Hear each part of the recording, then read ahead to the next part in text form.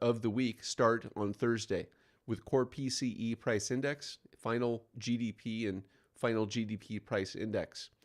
This PCE price index is going to tell us, and this has been delayed by 13 days, and it is inflation. And we're going to find out if any of this is starting to hit the market coming into the Thursday timeframe. So the rate cut that was being priced in at 39.1% on Friday, or Thursday, I should say, going into the afternoon, is now at a 42.7. And so that rate cut is being pulled forward into the future. And it's being pulled forward into the future because crude oil has been down off of its highs that we had been inside of on Friday. Now, there's still a slight downtrend here on crude oil, back down into our larger support. You'll notice that this 106.62 down here, that is a previous low inside of an extension long level. And there's one of two scenarios here that we're anticipating as we go into the beginning of this week. If crude oil just breaks through this short to confirm its support, we are right back in an environment where the indices are going to weaken from these gigantic daily short setups that they're in. If crude oil falls first back down into its support, that's what drives the indices back up into these larger targets from the long setups that we had going into the end of last week. So you'll notice that there are long setups that traded within a one tick front run coming out of our Thursday morning.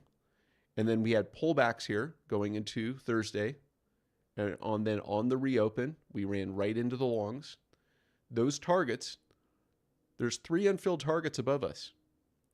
One is the 67.2475.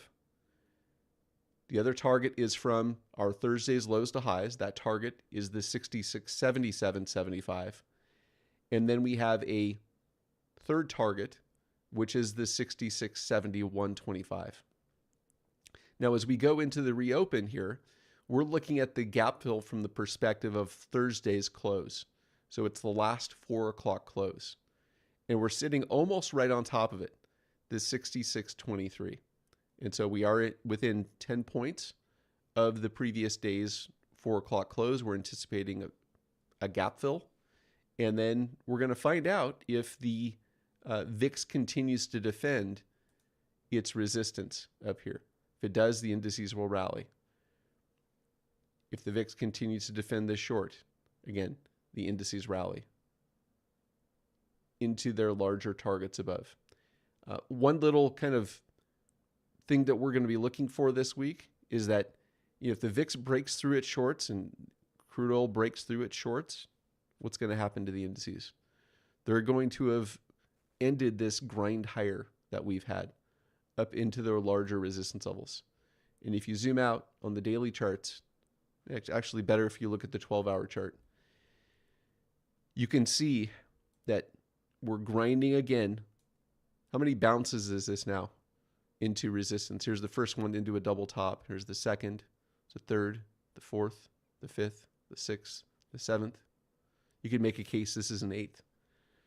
It's a seventh or eighth, depending on if you're counting the squeeze up into the previous high. But we will have confirmed at that point that this seventh counter trend squeeze into resistance is over and that we're on our way back down into our... This stream continues at eMiniAddict.com. The link is in the description. Join me there for tools and resources for learning measured move trading. I wrote the book on the measured move. Check out the hundreds of others that have learned trading plan development, pattern recognition, money management, and trading discipline with me to become the best, most confident trader that you can be.